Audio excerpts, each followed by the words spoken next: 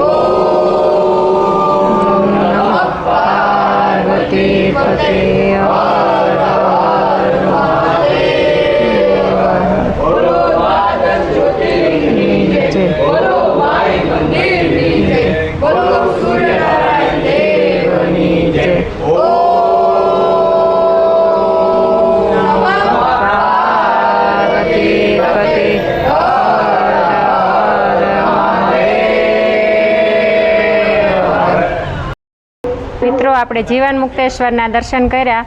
હવે આપણે જીવન મુક્તેશ્વર મહાદેવ વિશે અહીંયા એક ભાઈ છે તેમની પાસેથી આપણે એમનો થોડોક ઇતિહાસ જાણીશું. મહાદેવ દાદા. મહાદેવ આ જીવન મુક્તેશ્વર મહાદેવ પૌરાણિક મંદિરમાં ગણાય છે, જે સ્વયંભૂ છે. આ મંદિરની અંદર દ્વાદશ જ્યોતિર્લિંગ, માઈ મંદિર, નવગ્રહ અને ગ્રામ પંચાયત, સૂર્ય મંદિર તેમજ સર્વે દેવી દેવતાના મંદિર છે. અને આ ગામની વચ્ચોવચ્ચ સૌની આસ્થા અને સમાન છે અને સર્વે અહીંયા ભક્તગણોનો પ્રવાહ અવિરત ચાલુ રહે છે. જય મહાદેવ બાપુ. મહાદેવ. ઓમ નમો નારાયણ. ઓમ નમો નારાયણ. જીવન મુક્તેશ્વર મંદિર છે, અમે એના પૂજારી છીએ.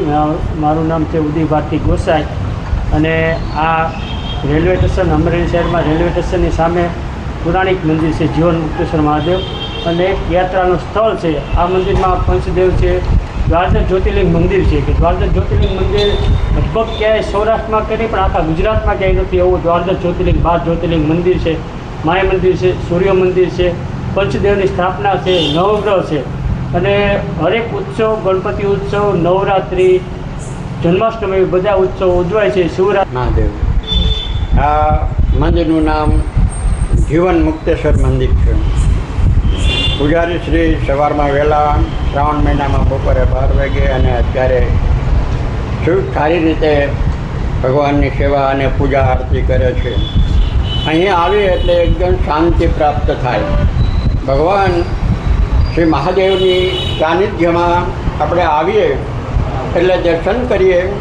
અહીં તો ઘણા બધા દેવો આપણે જોયું, હમણાં વિડીયો ઉતાર્યો તમે, ઘણા બધા દેવો બિરાજે છે અને દરેક ગ્રહોના પણ મંદિર છે. અને દ્વાદશ જ્યોતિર્લિંગ એટલું બધું સરસ છે કે ભારતના નકશાની અંદર કયા જગ્યાએ કયું લિંગ આવેલું છે, શિવલિંગ, અને એનું નામ શું છે એ સહિત બધી માહિતી એ દ્વાદશ જ્યોતિર્લિંગની 12 મંદિરની બધી માહિતી આપવામાં આવેલી છે. ક્યાંય જવું ન પડે, અહીંયા દર્શન કરો એટલે દ્વાદશ જ્યોતિર્લિંગના દર્શન થઈ જાય. બરાબર? દ્વાદશ જ્યોતિર્લિંગના દર્શન ક્યાંય પણ જવું ન પડે અહીંયા. અને માતાજી એનું પણ સરસ મજાનું મંદિર છે. અને જલારામ બાપા, ભજલારામ બાપા એનું પણ સરસ મજાનું મંદિર છે. અહીંયા એક 12 મહિનાની અંદર જેટલા તહેવારો આવે એ બધા તહેવારોની ઉજવણી અહીંયા કરવામાં આવે છે. બાપુને એકદમ નિસ્વાર્થ છે. પ્રેમથી જો કોઈ આપે તો જ, કોઈની સામે લાંબો હાથ કરીને લેવાની ભાવના નથી. બહુ પ્રેમથી એ ભક્તિ કરે છે અને ભોળાનાથની અને તમામ દેવોની સેવા કરે છે. આવનારને સારો આવકાર મળે છે અને અહીંયા દિવ્ય આનંદની અનુભૂતિ આ મંદિરમાં થાય છે. આવું સરસ આ મંદિર છે. અને હું અહીંનો વતની તો નથી, પણ આ જ્યાંથી રહેવા આવ્યો ત્યારથી દરરોજ અહીંયા દર્શન કરવા આવું છું અને મને અહીંયા બહુ જ આનંદ આવે છે. તો મિત્રો આપણે મહાદેવના દર્શન કર્યા. અને ત્યાં 9 ગ્રહ છે તેના દર્શન કર્યા. પછી 12 જ્યોતિર્લિંગ છે આપણે એમના પણ દર્શન કર્યા. પછી જલારામ બાપા, ભોજલરામ બાપાના દર્શન કર્યા, માતાજીના દર્શન કર્યા. તો આટલું સરસ મંદિર છે અને અહીંયા બહુ બધા દેવી દેવતાઓનો વાસ છે. અને અહીંયા આવી અને અડધી કલાક બેસીએ ને તો મનને શાંતિ મળે છે. તો આપણે ભાગદોડવાળી જિંદગીમાં આપણે મંદિર તરફ આપણે જતા નથી. તો એકવાર મંદિરે જઈને બેસજો, તમને ખ્યાલ આવે કે મનની શાંતિ જો લેવી હોય ને તો મંદિરમાં જઈને બેસવાથી મનની શાંતિ મળે છે. તો આપણે કહીએ છીએ ને કે દેવોનો દેવ એવો મહાદેવ મોટો, તો આ મહાદેવનો આખો મહિનો પણ ઓછો પડે, કારણ કે એટલા બધા ભક્તિભાવથી બધા અહીંયા દર્શન કરે છે. બધા બીલીપત્ર અને ફૂલહાર થી એમ કે મંત્રો જાપ કરી અને ભગવાનનું પૂજા કરે છે. તો આપણે મહાદેવના દર્શન કર્યા. અને મિત્રો, આ ભાગદોડવાળી જિંદગીમાં આપણે આપણું સ્વાસ્થ્ય અને આપણા મનની શાંતિ બહુ જરૂરી છે. અને મનની શાંતિ ફક્ત ને ફક્ત ધર્મ, સારા વિચારો અને સત્સંગથી મળે છે. અને દેવી દેવતાઓના દર્શન કરવાથી આપણને મનની શાંતિ મળે છે. તો ભગવાનના દર્શન આપણે કરવા જોઈએ. આપણી આ ભારતીય સંસ્કૃતિ, આપણી આ સંસ્કૃતિમાં ભગવાન થઈ ગયા, તો આપણે આપણી સંસ્કૃતિ ક્યારે ના ભૂલવી જોઈએ. આપણે અત્યારે મોજ શોખ કરીએ છીએ, વાર તહેવાર આવે તો આપણે બધા હરવા ફરવા ક્યાં જઈએ કે જે પ્રદર્શન બહુ ગોઠવ્યું હોય અને આનંદ આવે, મેળો હોય એવી જગ્યાઓ પર આપણે જઈએ છીએ. મંદિર તરફ આપણે નથી જતા. તો મંદિર તરફ મારો એક જ ભાવાર્થ છે કે ભગવાનથી માણસ દૂર થતો જાય છે.